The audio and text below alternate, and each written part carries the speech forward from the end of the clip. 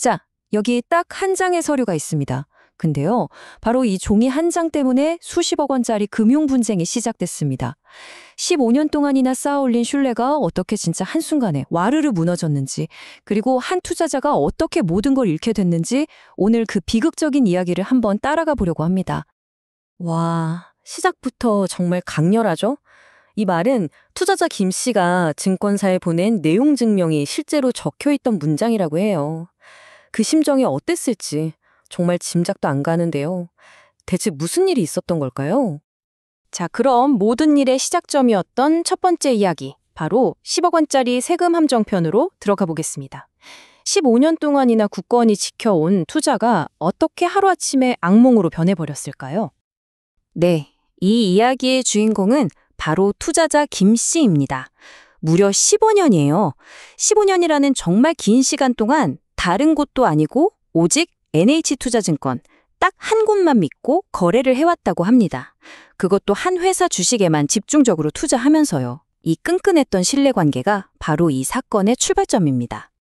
지금 보시는 이 숫자, 58억 6,200만 원. 와, 이게 2017년 말에 김 씨가 가지고 있던 주식의 평가 금액이었어요. 이 분쟁의 규모가 얼마나 어마어마했는지 이 숫자 하나만 봐도 바로 감이 오시죠? 자, 바로 이 부분이 이번 사건의 정말 핵심 중의 핵심입니다. 바로 대주주 양도세 규정인데요. 2017년 말에 법이 바뀌면서 코스닥 대주주 기준이 20억에서 15억으로 더 깐깐해졌어요. 근데 진짜 함정은 따로 있었습니다. 뭐냐면 20억 원을 넘게 가진 사람은 세금 납부를 3개월 미뤄주는 혜택, 이걸 못 받게 된 거예요. 그냥 바로 세금을 내야만 했던 거죠. 그런데 바로 여기서 결정적인 실수가 나옵니다.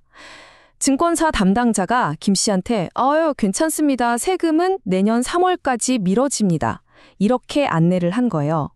하지만 실제 법은 어땠죠? 아니었죠. 58억 원이나 주식을 가진 김 씨는 유예 대상이 전혀 아니었고 당장 세금을 내야 하는 사람이었던 겁니다. 이 잘못된 안내 하나 때문에 김 씨는 정말 말 그대로 갑자기 예상치도 못하게 약 15억 원이라는 어마어마한 세금 폭탄을 맞게 된 겁니다. 이게 바로 우리가 얘기하는 세금 함정의 실체였어요. 자, 이렇게 15년의 신뢰는 그냥 한순간에 깨져버렸습니다. 그리고 이때부터 1년 동안 정말 격렬한 통화가 오고 가기 시작하는데요. 그 녹취록에 담긴 분노가 어느 정도였는지 한번 살펴보겠습니다. 2018년 1월 이 세금 문제를 뒤늦게 알게 된 김 씨의 철마디가 바로 이거였습니다. 이건 기망행위다. 그러니까 이건 단순한 실수가 아니라 자기를 일부러 속인 거라고 생각한 거죠.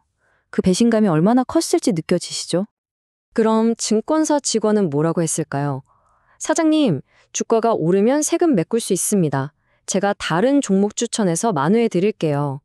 이런 식이었어요. 근데 김 씨 입장에서는 이게 어떻게 들렸을까요? 당연히 이 사람들이 책임을 피하려고 하는구나, 이렇게 받아들일 수밖에 없었겠죠. 상황은 점점 더 험악해집니다. 김 씨는 통화에서 센터장을 가리키면서 생매장시키겠다는 정말 극단적인 표현까지 써가면서 분노를 터뜨렸어요. 이게 부탁이 아니라 통보라고 말할 정도였으니까 당시 감정이 얼마나 격했는지 알 수 있는 대목이죠. 그리고 그렇게 1년이 흘렀습니다. 이제 이 모든 갈등을 한 방에 끝낼 수도, 아니면 더 깊은 늪으로 빠뜨릴 수도 있는 아주 중요한 문서 한 장이 등장합니다. 바로 논란의 중심에 선 2천만 원 합의서입니다. 이 합의서 한 장을 놓고 양쪽의 말이 완전히 엇갈립니다. 과연 이건 모든 문제를 해결하기 위한 것이었을까요? 아니면 또 다른 속임수였을까요? 자, 그럼 합의서 내용을 한번 객관적으로 뜯어보죠. 김 씨가 받은 건 세금 명목의 현금 2천만 원, 그리고 2년 동안 대출이자를 깎아주는 혜택이었어요. 그 대신 뭘 포기했냐? 바로 이 문제에 대해서는 앞으로 회사나 직원에게 어떤 민사, 형사상 책임도 묻지 않겠다, 여기에 동의를 한 겁니다.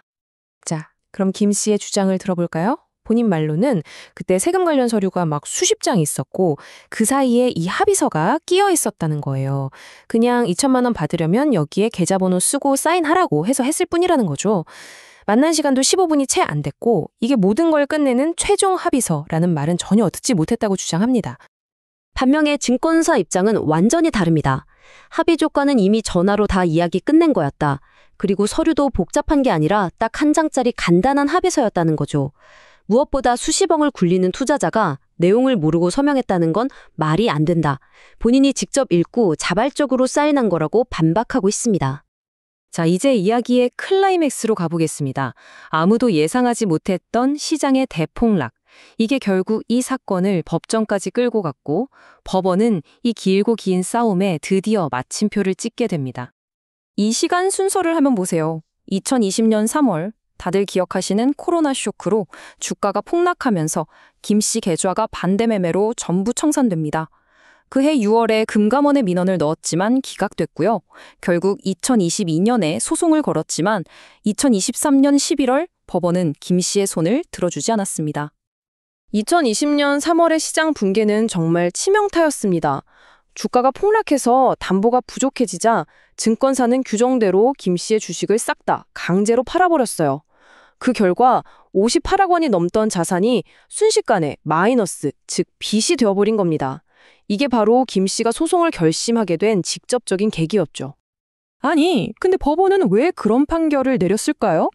이걸 이해하려면 처분 문서라는 법률 용어를 꼭 알아야 합니다. 쉽게 말해서 합의서나 계약서 같은 건데요. 여기에 한번 사인을 하면 법원에서는 이 문서에 적힌 내용이 이 사람의 진짜 뜻이구나 하고 아주 강력하게 인정해버린다는 뜻입니다. 네, 바로 이게 법원의 최종 결론이었습니다. 판결문 내용을 좀 보면 합의서는 딱 한 페이지에 조항도 3개뿐이라 간단하다. 그리고 이렇게 큰 자산을 굴리는 투자자가 내용을 이해 못하고 서명했다고 보긴 어렵다. 이렇게 판단한 거예요. 결국 한번 서명한 문서의 힘을 인정한 거죠. 합의는 유효하다. 땅땅땅. 한 투자자의 정말 안타깝고 비극적인 이야기였는데요. 이건 단지 한 사람의 이야기가 아니라 지금 이걸 보고 계신 우리 모두에게 중요한 교훈을 남깁니다. 과연 이 사건에서 우리가 뭘 배워야 할지 마지막으로 한번 정리해 보겠습니다. 딱 4가지만 꼭 기억해 두시면 좋겠습니다. 첫째, 세금처럼 진짜 중요한 정보는요, 꼭 다른 전문가한테 다시 한번 확인, 즉 크로스 체크를 해야 합니다. 둘째, 서명하기 전에는 무조건 문서의 모든 글자를 다 읽어보셔야 해요. 셋째, 합의서라는 건 분쟁을 끝내는 최종 선언이라는 걸 알아야 하고요. 마지막으로 말로 한 약속은 소용없습니다. 법정에서는 결국 서류가 이깁니다. 결국 이 모든 이야기는 하나의 질문으로 돌아옵니다. 이렇게 신뢰가 깨졌을 때 진짜 책임은 누구에게 있는 걸까요? 잘못된 정보를 준 직원일까요? 아니면 그 직원을 관리 못한 회사일까요? 그것도 아니면 모든 걸 확인하고 마지막에 직접 서명한 투자자 본인일까요? 여러분은 어떻게 생각하시나요? 이 질문을 마지막으로 남겨두겠습니다.